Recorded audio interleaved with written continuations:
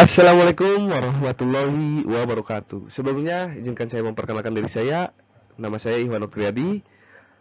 Saya selaku moderator dari kelompok 4 yang akan menyampaikan materi yang bertemakan Pancasila sebagai sistem etika, demokrasi, dan keadilan. Tugas ini untuk melengkapi tugas dari mata kuliah Pancasila dengan dosen pengampu SHMH Iman Jalaluddin Ripai SHI MH. Oke, langsung saja ke materinya. Mungkin yang akan membawakan materi bukan saya, tapi Kang Rizky, kawan saya. Kepada Kang Rizky, saya persilakan. Baik, terima kasih kepada moderator. Sebelumnya, perkenalkan nama saya Muhammad Rizky Pauji. Di sini saya akan menjelaskan sedikit materi tentang Pancasila. Pancasila berasal dari dua kata, yaitu panca dan sila. Panca artinya 5, sedangkan sila artinya dasar atau peraturan tingkah laku yang baik, yang penting atau senonoh. Jadi, Pancasila adalah 5 dasar yang dijadikan acuan dalam bersikap dan tingkah laku. Oke, next. Sistem. Sistem adalah suatu kesatuan yang terdiri dari komponen atau elemen yang dihubungkan bersama untuk memudahkan aliran informasi, materi, atau energi untuk mencapai suatu tujuan. Sistem nilai dalam Pancasila adalah satu kesatuan. Nilai-nilai yang ada dalam Pancasila yang saling berkaitan satu sama lain tidak dapat dipisahkan ataupun ditukar tempatkan karena saling berkaitan antara satu dengan yang lain. Baik, terima kasih. Sekian penyampaian materi dari saya. Saya kembalikan ke moderator. Oke, terima kasih kepada Kang Rizky yang sudah menyampaikan materi Pancasila dan sistem. Mungkin lanjut yang akan menyampaikan materi selanjutnya yaitu etika yang akan disampaikan oleh Kang Hamdan, yaitu kawan saya. Kepada Kang Hamdan, saya persilahkan. Baik, terima kasih kepada Kang Ikhwan sebagai moderator telah mengizinkan saya untuk menyampaikan materi. Selanjutnya, perkenalkan terlebih dahulu, nama saya Muhammad Hamdan Al-Faridi. Izin melanjutkan materi dari Kang Rizky, yaitu etika. Etika ini adalah ilmu tentang apa yang baik dan apa yang buruk, dan tentang hak dan kewajiban moral atau akhlak. Kumpulan asas atau nilai yang berkenaan dengan akhlak, nilai mengenai benar dan salah yang dianut suatu golongan masyarakat. Secara garis besarnya, etika dikelompokkan menjadi dua bagian, yaitu yang pertama ada etika umum. Etika umum ini mempertanyakan prinsip-prinsip yang berlaku bagi setiap tindakan manusia. Yang kedua ada etika khusus. Etika ini membahas prinsip-prinsip tersebut di atas dalam hubungannya dengan berbagai aspek kehidupan manusia, baik sebagai individu atau etika individual maupun makhluk sosial atau etika sosial. Oke, mungkin dicukupkan sekian materi dari saya. Saya kembalikan lagi ke moderator. Terima kasih. Oke, terima kasih kepada Kang Hamdan yang sudah melakukan penyampaian materi yang bertemakan etika. Lanjut ke materi selanjutnya yaitu Pancasila sebagai sistem etika yang akan disampaikan oleh Shirley Agustina. Kepadanya saya persilahkan. Baik, terima kasih kepada moderator. Sebelumnya, izinkan saya perkenalkan diri. Nama saya Shirley Agustina akan menyampaikan materi tentang Pancasila sebagai sistem etika. Pancasila sebagai sistem etika di samping merupakan way of life bangsa Indonesia, juga merupakan struktur pemikiran yang disusun untuk memberikan tuntutan atau panduan kepada setiap warga negara Indonesia dalam bersikap dan bertingkah laku. Pancasila sebagai sistem etika dimaksudkan untuk mengembangkan dimensi moral dalam diri setiap individu, sehingga memiliki kemampuan menampilkan sikap spiritualitas dalam kehidupan bermasyarakat, berbangsa, dan bernegara. Pancasila sebagai sistem etika merupakan moral guidance yang dapat diaktualisasikan ke dalam tindakan konkret yang melibatkan berbagai aspek kehidupan. Oleh karena itu, sila-sila Pancasila perlu diaktualisasikan lebih lanjut ke dalam putusan tindakan sehingga mampu mencerminkan pribadi yang soleh, utuh, dan berwawasan moral akademis. Oke, jadi Pancasila sebagai sistem etika itu mendasarkan penilaian baik dan buruk pada nilai-nilai Pancasila, yaitu nilai ketuhanan, kemanusiaan, persatuan, kerakyatan, dan keadilan. Kelima nilai tersebut akan membentuk perilaku manusia Indonesia dalam semua aspek kehidupannya, yang nantinya akan membentuk demokratis dan keadilan yang baik untuk negara Indonesia. Oke, sekian materi dari saya kembalikan kepada moderator. Oke, terima kasih kepada Shirley Agustina yang sudah menyampaikan materi. Lanjut ke materi selanjutnya yang akan dibawakan oleh Kang Agung Prayoga yang bertemakan atau penyampaian materi demokrasi serta keadilan. Kepada Kang Agung, saya persilahkan. Oke, terima kasih Kang Iwan atas kesempatannya. Perkenalkan, nama saya Agung Prayoga. Saya di sini akan membahas tentang demokrasi dan keadilan. Demokrasi adalah bentuk pemerintahan di mana semua warga negaranya memiliki hak yang sama untuk keputusan yang dapat mengubah hidup mereka. Demokrasi berasal dari kata demos dan kratos, yang berarti rakyat sebagai pemegang kedaulatan. Demokrasi berasal dari kata demos dan kratos, yang berarti rakyat sebagai pemegang kedaulatan. Demokrasi mengizinkan warga negara ikut serta baik secara langsung atau melalui perwakilan dalam perumusan, pengembangan, dan pembuatan hukum. Sebenarnya inti dari demokrasi ini untuk musyawarah mufakat. Next slide selanjutnya. Keadilan adalah kondisi yang bersifat adil terhadap suatu sifat, perbuatan maupun perlakuan terhadap sesuatu hal. Diskusi mengenai bentuk dan perwujudan keadilan telah dimulai sejak berkembangnya teori-teori filsafat manusia. Kajian diskusi tentang keadilan selalu berkaitan dengan pembagian sumber daya secara kualitatif dan kuantitatif. Sifat dari keadilan ialah tidak dapat dinyatakan seluruhnya dalam satu pernyataan, karena keadilan merupakan gagasan yang dinyatakan. Baik, terima kasih. Selanjutnya saya kembalikan kepada moderator. Oke, terima kasih kepada Kang Agung Prayoga yang sudah menyampaikan materi demokrasi dan keadilannya. Lanjut. Oke. Nah, masuk ke studi kasus. Studi kasus adalah bagian saya. Lanjut ke masuk ke studi kasus yang pertama, yaitu materi etika.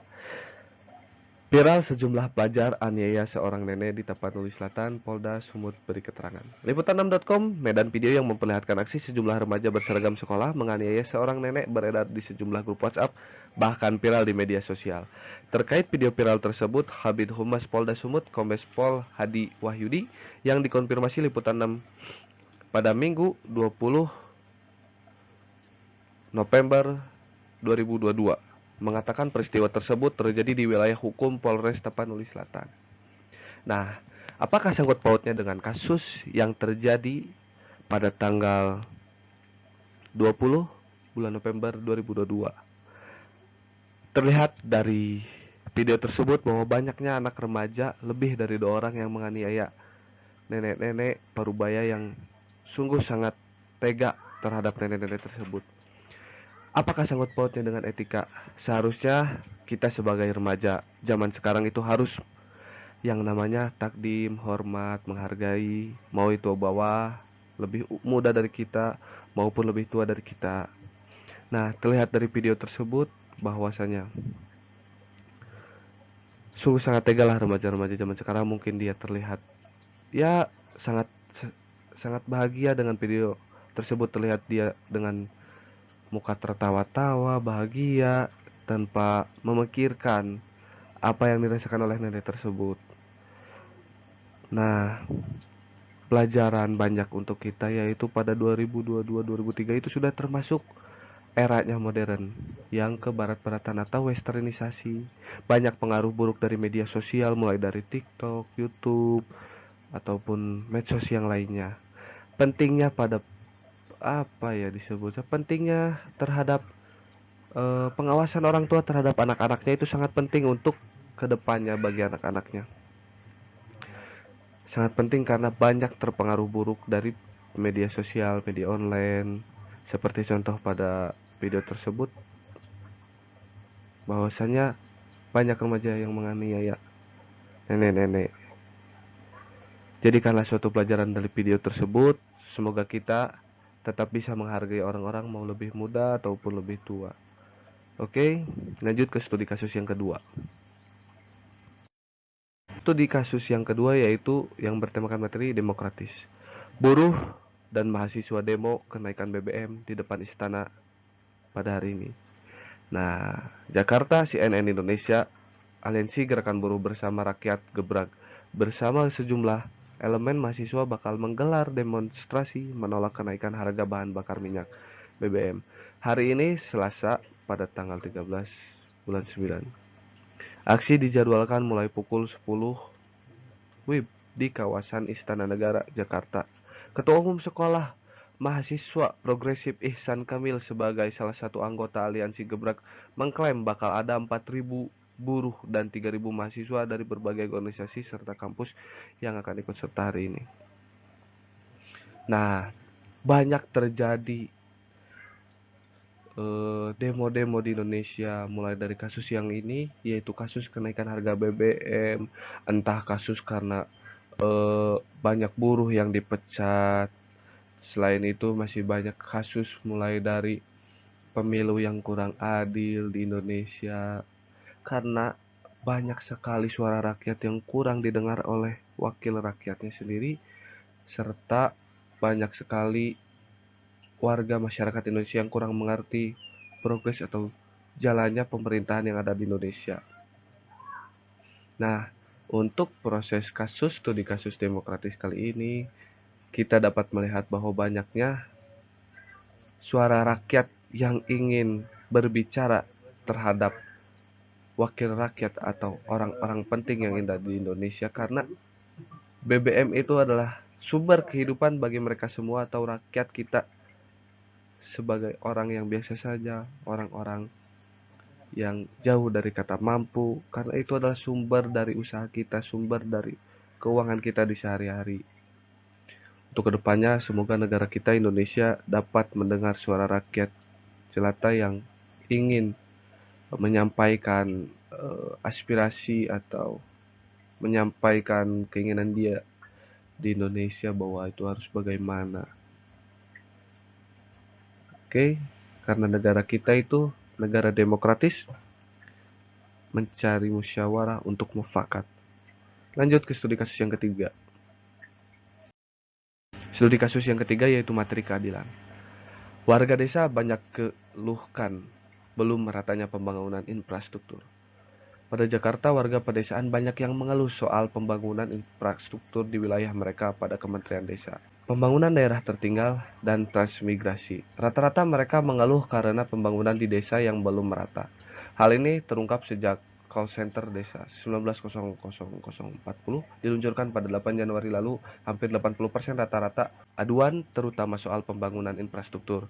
Sisanya 20% informasi dugaan korupsi pada setiap desanya.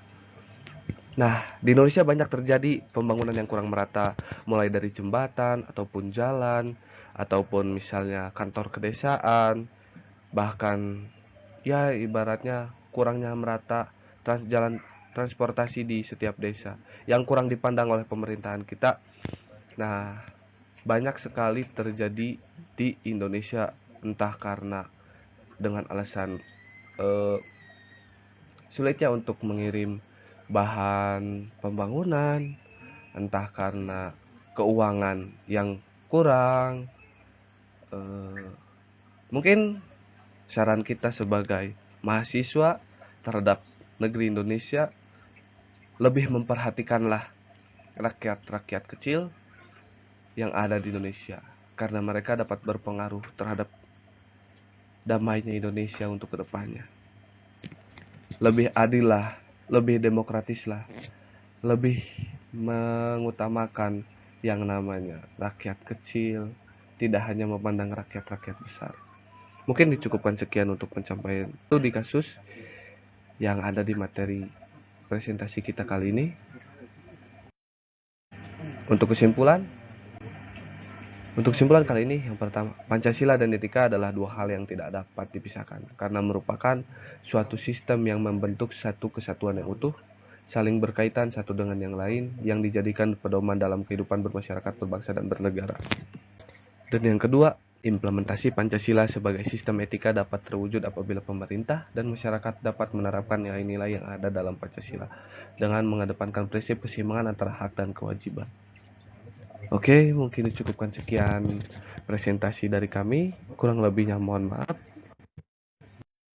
Wabillahi taufiq wal hidayah. Wassalamualaikum warahmatullahi wabarakatuh.